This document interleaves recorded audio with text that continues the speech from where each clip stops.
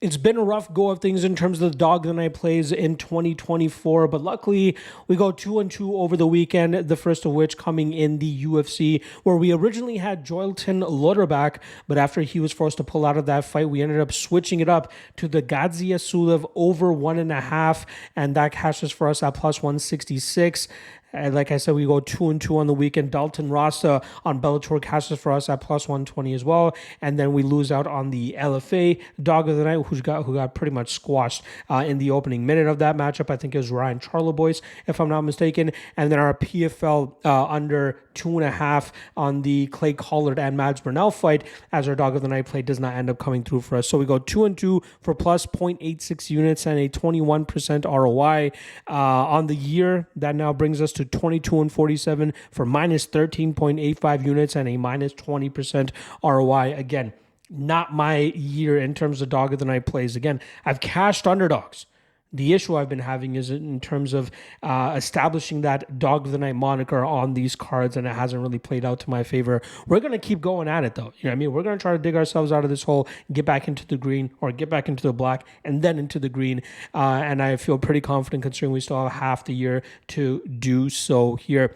Reminder, there was a PFL breakdown that I already dropped for you guys, so make sure you guys check that out. I know you guys always bank on your boy for PFL breakdowns, and I have that covered for you guys. There's also ACA going down on Friday morning with 19 fights scheduled as of right now. I repeat, 19 fights. I'll have all of those broken down for you guys on the MMA LOTN Patreon page. So if you're looking to get some early Friday action before PFL goes down, that's where you guys will be able to find it. So make sure you guys check it out. All right, let's get into the top 3 dog of the night candidates. Reminder, I only end up picking one of these as my official dog of the night play. So here are the 3 candidates. The first of which, Cub Swanson coming in at plus 220, going up against Andre Fili. Now, this is a very close fight, much closer than the odds indicate.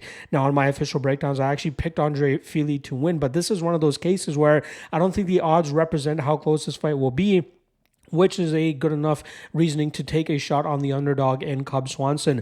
Both these guys are unorthodox and somewhat flashy strikers. Fili has been going to his grappling every so often at this stage of his career, but I don't think he'll be able to assert any type of dominance here against Swanson in the grappling realm. Hence, why I think this will be a competitive striking battle. And the over 2.5 is probably my favorite play in this matchup. But Swanson at plus 220, even at 40 years old, is worth some consideration considering the mediocrity that we've been seeing from Andre Fili throughout his UFC career, where he's currently 11-10 through 21 UFC fights. And he's going up against a veteran here in Cub Swanson who could absolutely make this a very close fight. So Cub Swanson is definitely the first dog of the night candidate. The second dog of the night candidate is going to be Gene Silva coming in at plus 105 as he goes up against Canadian Charles Jourdain in a very entertaining, or at least a matchup that has the potential to be very entertaining and potentially even fight of the night. Both these guys are flashy, unorthodox strikers that carry some decent power, but considering that, you know, the striking is a bit of a wash here, I have to lean on the physicality, the speed, the power, and athleticism of Gene Silva over Charles Jourdain, who is flashy and powerful in his own right. But I think we'll see Gene Silva get to the target a little bit easier and a little bit quicker than Charles Jourdain, and that could potentially set up a club and sub opportunity for Silva, or even just a straight up club and drum opportunity.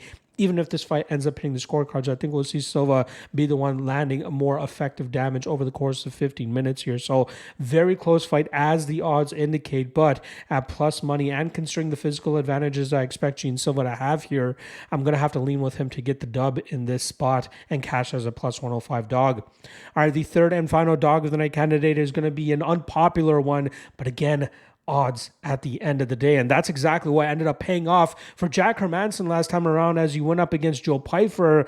Now we get Marc-Andre Barriault coming in at plus 260. We know Joe Pyfer has the nuclear option in terms of putting his opponent's lights out, but if he's unable to get them out of there, how will this fight look? We've seen Barriault's durability hold up in recent fights, even against a better technical striker in Chris Curtis last time around, but it was solid footwork, good output, good volume from Barriault that kept that fight close.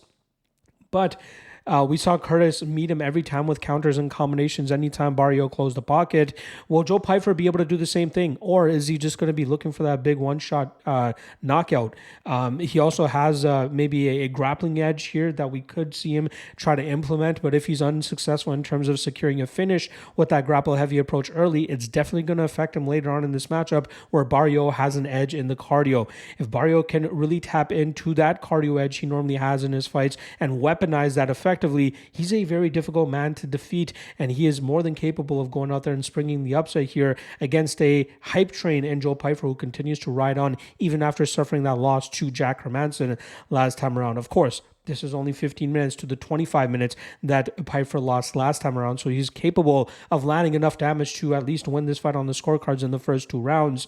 But again, the odds are just way too much on a guy that I think people are still too high on. He could and should win this fight. I predicted him to win this fight, but again, the odds, in my opinion, are in the favor of Marc-Andre Barriault at plus 260, worth a shot as a potential dog of the night play.